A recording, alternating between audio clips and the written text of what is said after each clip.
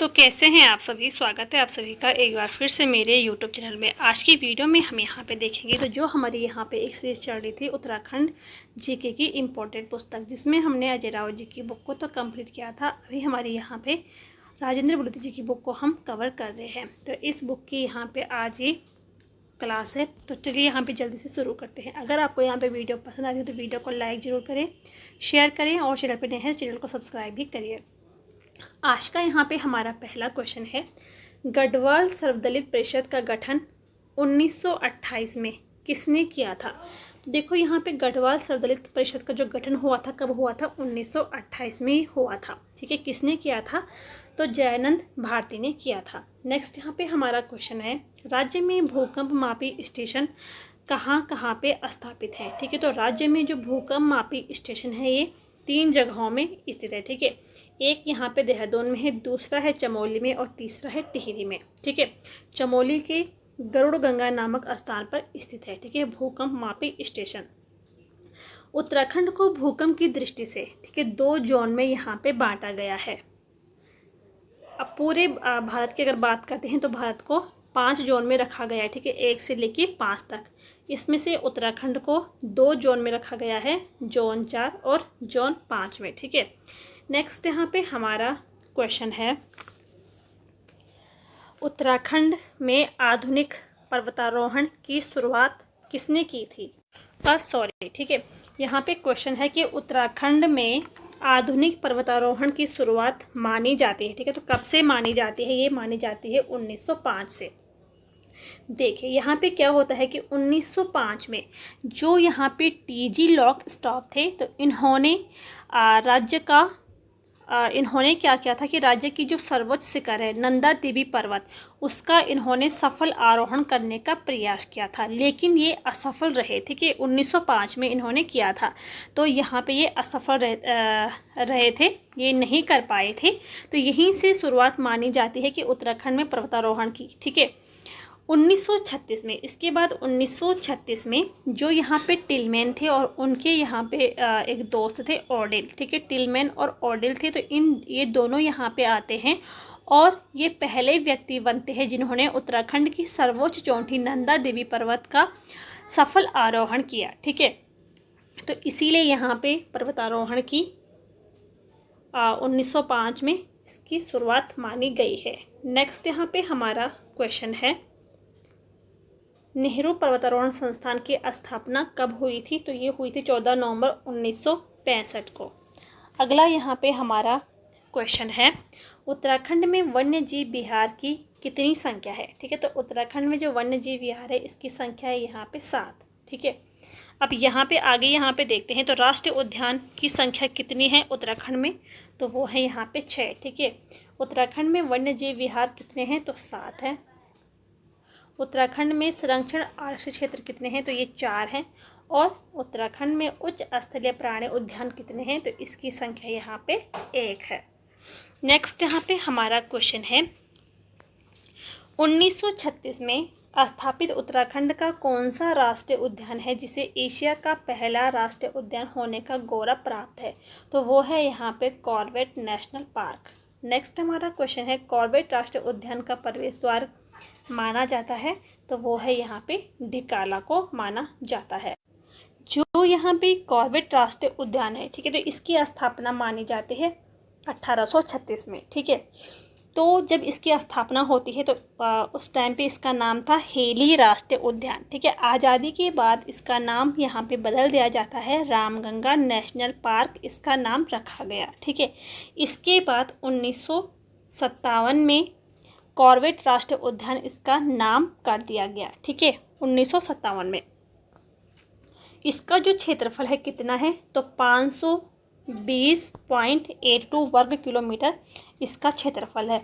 इसका जो फैलाव है तो 2 जनपदों में इसका फैलाव है, पौड़ी गढ़वाल और नैनीताल। ठीक है, पौड़ी गढ़वाल में 312 किलोमीटर तक फैला है और नैनीताल में 208 किलोमीटर तक फैला है। इसका प्रवेश द्वार रामनगर को माना जाता है। ठीक है, इसके अलावा कॉर्बेट राष्ट्रीय उद्यान पे डाक टिकट कब जारी हुआ था, तो डाक टिकट जारी होता है 19 1986 में। ठीक है, देखो 1936 में इसकी स्थापना होती है। 50 साल बाद 1986 में डाक टिकट इसमें जारी होता है। ठीक है, और जो यहाँ पे जिम कॉर्बेट थे, तो इन पे डाक टिकट कब जारी हुआ था?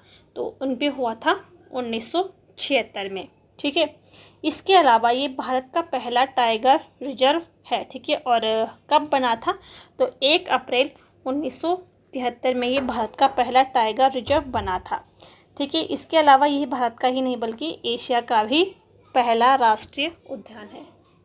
नेक्स्ट यहाँ पे हमारा क्वेश्चन है, गढ़वाल का पहला राजनीतिक सम्मेलन किस वर्ष हुआ था?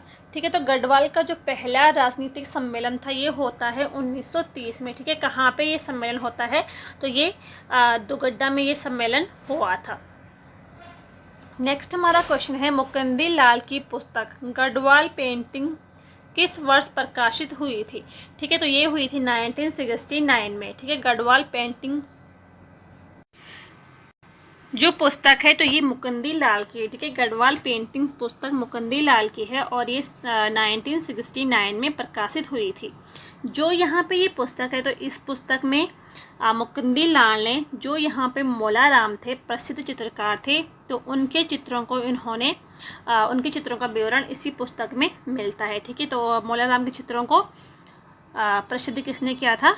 बैरिस्टर मुकुंदी लाल ने किया था और इसी पुस्तक के जरिए किया था। इसके अलावा गढ़वाल स्कूल ऑफ पेंटिंग एक पुस्तक किसकी है? तो ये भी मुकुंदी लाल की है। नेक्स्ट यहाँ पे हमारा क्वेश्चन है, हिमालय आर्ट पुस्तक किसकी रचना है? तो ये जीसी फ्रेंच की है। ठीक है, इसके अलावा एक यहाँ पे पुस्तक है राजपूत पेंटिंग, डॉक्टर कुमार स्वामी की है राजपूत पेंटिंग। पहाड़ी चित्रकला ये किसकी है? तो किशनलाल वैद की है। ठीक है, और गढ़वाली चित्रशैली एक सर्वेक्षण ये किसकी है? तो ये यशवंत सिंह कटोच की है। नेक्स्ट यहाँ पे हमारा क्वेश्चन है, 1922 ईस्वी में बैरिस्टर मुकुंदी लाल ने तुर्की के युवा तुर्क आंदोलन से प्रभावित होकर किस मासिक समाचार पत्र का प्रकाशन किया था? तो ये था यहाँ पे तरुण कुमाऊं। ठीक है, 1922 में ये इसका प्रकाशन हुआ था और ये लैंसडाउन से आता था। नेक्स्ट क्वेश्चन है, डोला पाल के आंदोलन के प्रणेता कौन थे? तो जयानंद भारती थे। ठीक है, इन्होंने जो जयानंद भारती थे तो ये आर्य समाज से प्रभावित होकर जयानंद भारती ने अपने नाम के साथ पाथिक नाम इन्होंने जोड़ा था। ठीक है, तो पाथिक नाम अपने नाम के आगे किसने जोड़ा था? तो जयानंद भारती ने जोड़ा था। और कब जोड़ा था? तो आर्य समाज से प्रभावित होकर। नेक्स्ट यहाँ पे हमारा क्वेश्चन है, फूलों की घाटी की खोज करने वाले पर्वतारोही फ्रैंक स्माइथ के किस मार्ग के अनुसरण में फूलों की घाटी के दर्शन हुए थे? तो ये हुए थे गंधमादन पर्वत से ये बद्रीनाथ की ओर जाते हुए। ठीक है, 1931 में। जो यहाँ पे फ्रैंक स्माइथ थे तो ये पहले व्यक्ति थे। 1931 में ये इन्होंने कामेट पर्वत का सफल आरोहण किया था।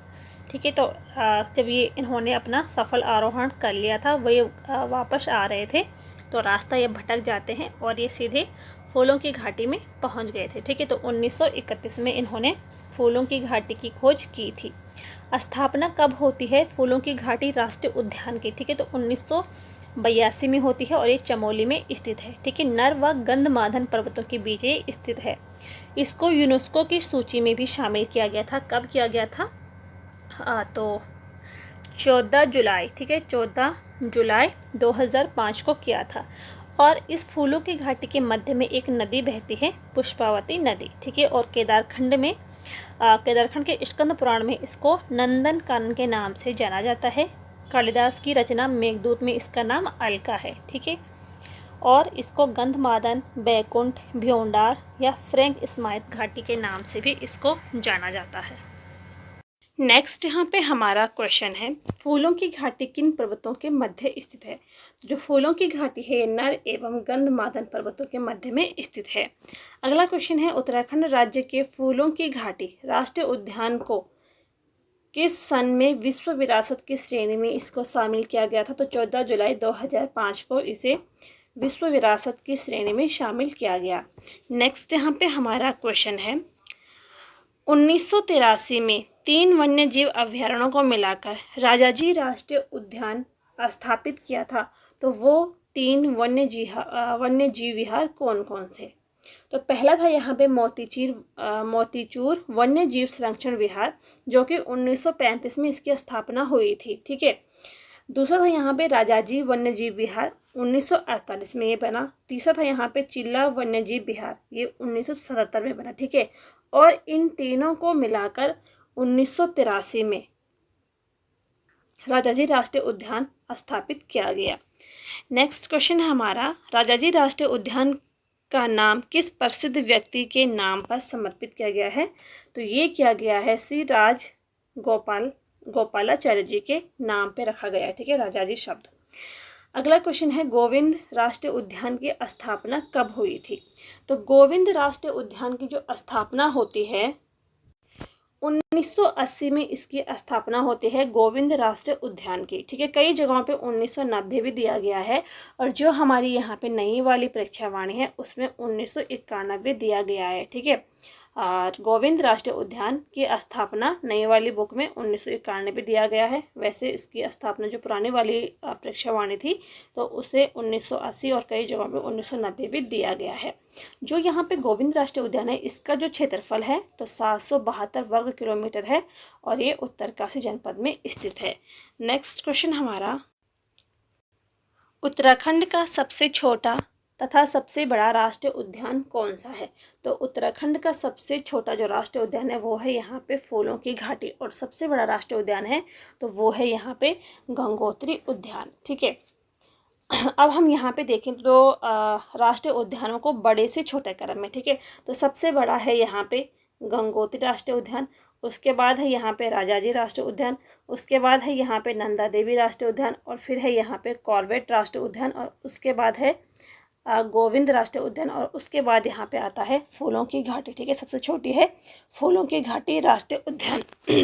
तो ये थे यहाँ पे आज के हमारे कुछ क्वेश्चन। अगर आपको यहाँ पे वीडियो पसंद आई हो तो वीडियो को लाइक ज़रूर करें, शेयर करें, और चैनल पर नए हैं तो चैनल को सब्सक्राइब ज़रूर करें। मिलते हैं नेक्स्ट वीडियो में, तब तक के लिए थैंक यू।